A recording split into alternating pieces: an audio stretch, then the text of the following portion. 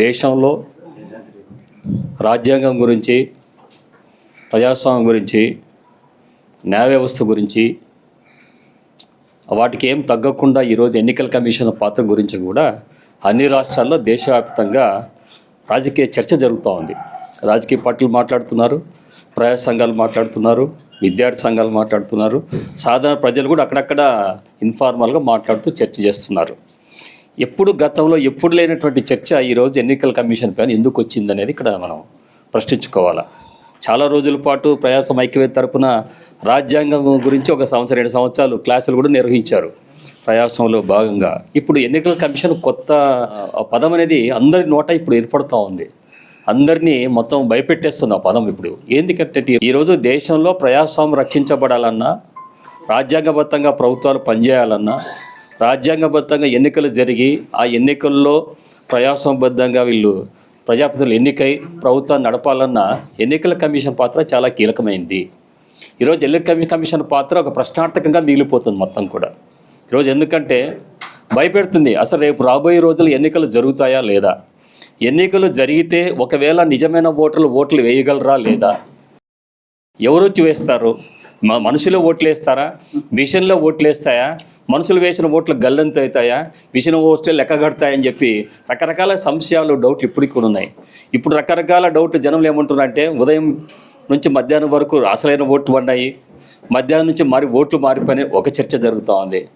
తర్వాత ఉదయం నుంచి సాయంత్రం వరకు ఓట్లు జరిగిన తర్వాత 5 గంటలు దాటిన తర్వాత రాత్రి 10, 11 వరకు కూడా పడే ఓట్లు వాళ్ళు ఏంటి, ఇవన్నీ క్వశ్చన్ మార్కులు ఈరోజు జనంలో, రాజకీయ పార్టీల్లో వస్తున్నాయి. బలమైన రాజకీయ పార్టీలు కూడా రేపు ఎన్నికల్లో పోటీ చేసి గెలవాలంటే ఏం చేయాలో భయపడుతున్నారు, షాక్ భయపడుతున్నారు. నిజంగా మన మామూలు పరిస్థితి కాదు, వెరీ సీరియస్ కండిషన్. ఈరోజు చిన్న ఎగ్జాంపుల్ తీసుకుందాం. బీహార్ ఎన్నికలు రేపు ఒక 3-4 నెలలు బీహార్లో ఎన్నికలు జరుగుతున్నాయి. 2026లో బెంగాల్లో ఎన్నికలు జరుగుతున్నాయి. బీహార్లో ఎన్నికలను ఒక మోడల్గా తీసుకుంటున్నారు ఈరోజు ప్రభుత్వాలు. బీహార్ ఎన్నికలు మోడల్గా తీసుకొని బీహార్ ఎన్నికలు ఏ వ్యూహం అమలుపరుస్తారో, ఏ ప్లాన్ వేస్తారో, అది ఏ మేరకు సక్సెస్ అవుతుందో దాన్ని బట్టి రేపు బెంగాల్ కూడా అమలుపరచాలని చెప్పి వాళ్ళ ప్లాన్ స్ట్రాటజీ అట్లా ఉంది. ఈరోజు బీహార్లో ఏం చేస్తున్నారంటే ఎప్పుడో 2003లో 20 సంవత్సరాల కిందట ఈ ఎన్నికలకు సంబంధించి, ఓటర్లకు సంబంధించి ఒక పెద్ద ఎత్తున రివిజన్ జరిగింది. ఎన్నికల ఓటర్ల రివిజన్ జరిగింది 20 సంవత్సరాల కిందట. మళ్ళీ 20 సంవత్సరాల తర్వాత జరుగుతూ ఉంది. ఎన్నిక ఓటర్ల రివిజన్ అనేది సంవత్సరానికి ఒకసారి, 2 సంవత్సరాలకు ఒకసారి, 3 సంవత్సరాలకు జరుగుతూ ఉంటుంది, సాధారణంగా జరుగుతూ ఉంటుంది. కానీ 20 సంవత్సరాల గ్యాప్ తర్వాత ఈరోజు బీహార్లో జరగబోతోంది. వాళ్ళ మెయిన్ టార్గెట్ ఏంటంటే నిజమైన ఓటర్లను పక్క తొలగించాలా, నకిలీ ఓటర్లు చేర్చాలా అనేటువంటి ఒక లక్ష్యంతో ఈరోజు అక్కడ పని జరుగుతూ ఉంది. ఎన్నికల కమిషన్ ఏం చేసిందంటే జూన్ 24వ తేదీన ఒక నోటిఫికేషన్ ఇష్యూ చేసింది.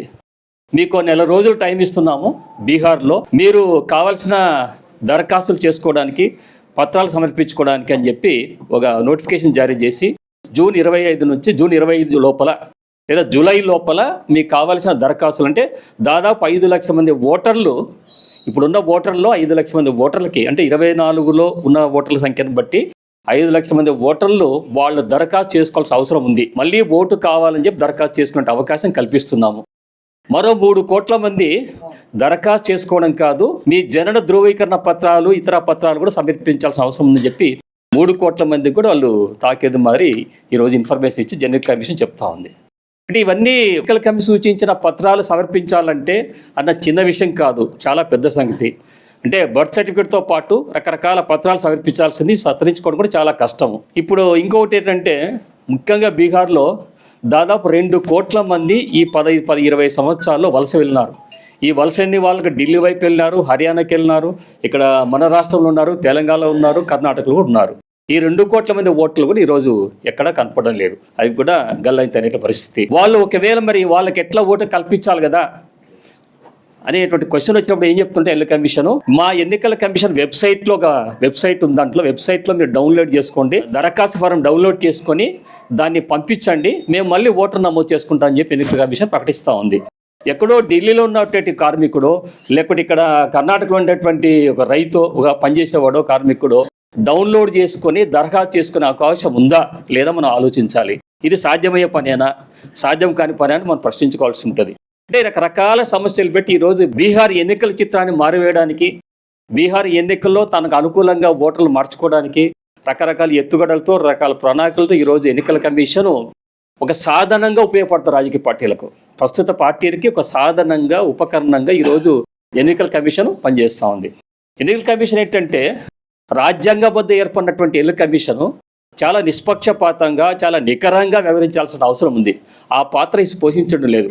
ఇప్పుడు చాలా చర్చ ఏం జరుగుతుందంటే మళ్ళీ శేషన్ లాంటి వాడు పుడతాడా, మళ్ళీ శేషన్ లాంటి వాడు పుడితే ఎన్నికల కమిషన్ స్వరూపాలు మార్చేయచ్చు, మళ్ళీ నిక్కచ్చిగా ఎన్నికలు జరిగేటువంటి అవకాశం స్వేచ్ఛ ఉంటుందని చెప్పి కొంతమంది చర్చ అక్కడక్కడ మేధావుల్లో చర్చ జరుగుతూ ఉంది. ఇప్పుడు శేషన్ లాంటి వాడు పుట్టే అవకాశం లేకపోయినా శేషన్ లాంటి ఆలోచన పరుడు, శేషన్ లాంటి గట్టి మనిషి ఎన్నికల కమిషన్కు సారథ్యం వహిస్తే ఖచ్చితంగా మార్పు వచ్చే అవకాశం ఉంది. ఇక్కడ సమస్య ఏంటంటే శేషన్ లాంటి వాడు మళ్ళీ వస్తాడో ఏమో, అట్లాంటి వాడు ఏకమేక కూర్చుంటాడేమో అనే భయంతోనే ఎన్నికల కమిషన్ యొక్క కమిషన్ని అపాయింట్ చేసే సిస్టంలోనే ప్రభుత్వం మార్పు తీసుకొని వచ్చింది. ఇంతకుముందు ఎన్నికల కమిషనర్గా అపాయింట్ చేయడానికి చీఫ్ జస్టిస్ ఆఫ్ ఇండియా మన ప్రధాన న్యాయమూర్తి ఒక పాత్ర పోషించేవాడు. ఇప్పుడు ఎన్నికల కమిషన్ ఎన్నుకునే ప్రక్రియలో మన చీఫ్ జస్టిస్ పాత్ర ఏమాత్రము లేదు. కేవలం ప్రధానమంత్రి సూచించిన ఒక మంత్రి, ప్రతిపక్ష నాయకుడు. ఎవరిది మెజార్టీ అవుతుంది? ప్రభుత్వాలే మెజార్టీ అవుతుంది. అందుకే రాహుల్ గాంధీ ఏం మాట్లాడకుండా దాన్ని బాయ్కాట్ చేసి బయటకు వచ్చేసాడు, నాదేం చెల్లదని చెప్పి. అంటే ఇలాంటి ప్రక్రియ చాలా పకడ్బందీగా జరుగుతూ ఉంది ఇది మొత్తం. ఇప్పుడు ఎవరైనా ఎన్నికల కమిషన్ నిష్పక్షపాతంగా పనిచేస్తే, ఓటు హక్కున్న వాళ్ళకంత ఓటు కల్పిస్తే, నకిలీ ఓట్లు తీసేయడం కానీ మంచిదే, ఓకే, దాన్ని ఎవరు కాదని చెప్పరు. కానీ రాజ్యాంగబద్ధంగా ఎన్నికలు నిర్వహించి రాజ్యాంగబద్ధంగా అందరికి ఓటు కల్పించి నిష్పక్షపాతంగా ఎన్నికలు నిర్వహిస్తే ఎవరు గెలిచినా ఎవరు ఓడినా ఎవరికి అభ్యంతరం లేదు. ఎవరు గెలిచినా వాళ్ళ పార్టీ సిద్ధాంత ప్రకారం పనిచేసుకోవచ్చు, వాళ్ళ లక్ష్యాలు నెరవేర్చుకోవచ్చు. కానీ ఆ విధంగా ఇప్పుడు జరిగే పరిస్థితి మనకు కనపడం లేదు. అంటే మొత్తం కూడా మేధావులుగా, చదువుకున్న వాళ్ళుగా, మధ్యతరగతి ప్రజలుగా చాలా ఆలోచించాల్సిన అవసరం ఉంది.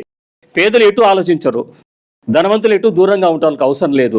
ఆలోచించాల్సింది మనమే, మనపైన ఎక్కువ బాధ్యత ఉంది, మనమే ఎక్కువ ఆలోచించాల్సి ఉంది. ఇట్లాంటి క్లాసుల్లో ఈ విషయాలు తెలుసుకొని మీ ప్రాంతాలకు వెళ్ళి ఎన్నికల కమిషన్ పాత్ర ఎలా నిర్వహిస్తోంది, అది ఎలా ప్రమాద గంటికలు మోగిస్తుందో మనం తెలుసుకొని మన చుట్టూ ఉన్న వాళ్ళకు, మన పరిసరాల్లో, మన స్నేహితులకు, మన బంధువులకు, మన తోటి కార్యకర్తలు కూడా చెప్పగలిగితే కొంతైనా మార్పు వస్తుంది. అంటే ఎక్కడ పడితే అక్కడ చర్చ జరగాలి. ఈరోజు మీరు గుత్తి రోడ్డు ఇట్లా హైవేస్కి వెళ్ళండి, Anantapuram highway, Bengaluru highway, Hyderabad highway వెళ్ళండి, ఎక్కడ పడితే అక్కడ మనకి ఏం కనపడతాయి? టీ బంకులు కనపడతాయి, డాబాలు కనపడతాయి. టీ బంకులు ఎక్కడ చూసినా 20 మంది, 30 మంది, 40 మంది కూర్చొని ఉంటారు, మాట్లాడుతుంటారు. అక్కడ ఏమైనా దేశం గురించి ఆలోచిస్తారా? దేశం గురించి చర్చిస్తారా? ఎన్నికల కమిషన్ గురించో, రాజ్యాంగం గురించో, ప్రజాస్వామ్యం గురించో, న్యాయ వ్యవస్థ గురించో ఒక్క మాటను మాట్లాడతారా? ఏం మాట్లాడతారు అక్కడ? రియల్ ఎస్టేట్ గురించి మాట్లాడతారు. బిజినెస్ కూడా రియల్ ఎస్టేటే. కాలర్ ఎగరేస్తాడు, నేను డాక్టర్ ఏం చేయ, ఇట్లా గొప్పగా చెప్పుకుంటారు, లాయర్ చెప్పుకుంటారు, అట్లా రియల్ ఎస్టేట్ అని చెప్పడం కూడా చాలా టీవీగా, హుందాగా చెప్పేస్తారు. అట్లా మొత్తం వాతావరణం అట్లా ఉంది. ఇలాంటి పరిస్థితుల్లో మనం జనాన్ని మార్చి, జనాన్ని మరోవైపు తిప్పుకొని అసలైన విషయాలు జనం మెదడులోకి ఎక్కించాలంటే మనం కష్టపడాలా, కృషి చేయాలా. మనం కృషి చేయాలంటే సబ్జెక్టు బాగా తెలుసుకోవాలా, క్షుణ్ణంగా తెలుసుకోవాలా. తెలుసుకున్న సబ్జెక్ట్ని మళ్ళీ 10 మందికి చెప్పి వాళ్ళు కూడా మార్చి మన లైన్లో తెచ్చుకుంటే ఖచ్చితంగా మార్పు వస్తుంది. మార్పు రాక తప్పదు, బట్ టైం తీసుకుంటుంది. అంతవరకు మనం కృషి చేయాల్సిందే. ఇక్కడ ఉన్న వాళ్ళందరూ ఆల్మోస్ట్ 50 ఏళ్ళు దాటిన వాళ్ళే, 2-3 తప్ప 50+. కొత్త యువతరం మనలో వచ్చి చేరేటువంటి అవకాశాలు కనపడడం లేదు. తెచ్చుకునే ప్రయత్నం కూడా మనం చేయలేకపోతున్నాం. కాబట్టి మనము గట్టిగా పనిచేయగలిగితే రాబోయే తరాల కన్నా మంచి ఎన్నికలు, మంచి ఎన్నిక వ్యవస్థ అందించగలిగిన వాళ్ళు అవుతాం. కాబట్టి ఇలాంటి అవకాశాలు బాగా ఉపయోగించుకొని మనం మేధోపరంగా తయారైతే, మన బాగా డెవలప్ చేసుకుంటే దేశంలో, రాష్ట్రంలో మార్పులు వచ్చే అవకాశం ఉంది. కాబట్టి వాటి పూర్ణంగా ఆకలింపు చేసుకొని మన ప్రయత్నాలు గట్టిగా చేయాలి, గట్టిగా చేసి తీరాలి. అప్పుడే దేశంలో మార్పు వస్తుంది. మనం ఏమాత్రం నిరాశపడక్కర్లేదు, భయపడక్కర్లేదు. మనమే చాలు, ఉన్న కొంతమంది అయినా చాలు. మనం సారథ్యం వహిస్తే, పనిచేస్తే ఖచ్చితంగా మార్పు వస్తుంది.